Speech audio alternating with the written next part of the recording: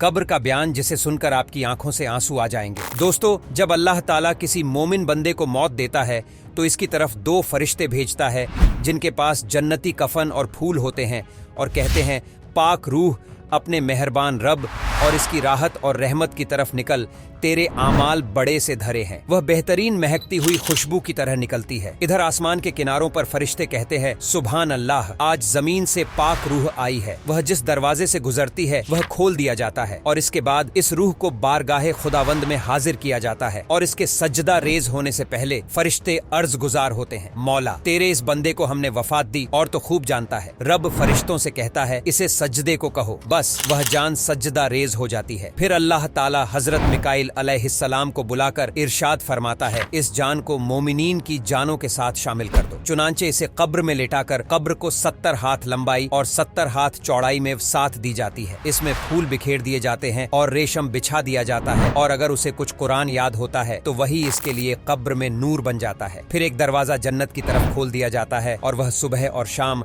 अपना जन्नती ठिकाना देखता है। जब अल्लाह ताला किसी काफिर को मौत देता है तो इसके पास 2 फरिश्ते भेजता है। वह कहते हैं, नापाक रूह अपने रब की नाराजगी और दर्दनाक अजाब और जहन्नम की तरफ निकल, तेरे करतूत बड़े बर्रे थे। वह निहायत बदबूदार मुर्दे की तरह निकलती है।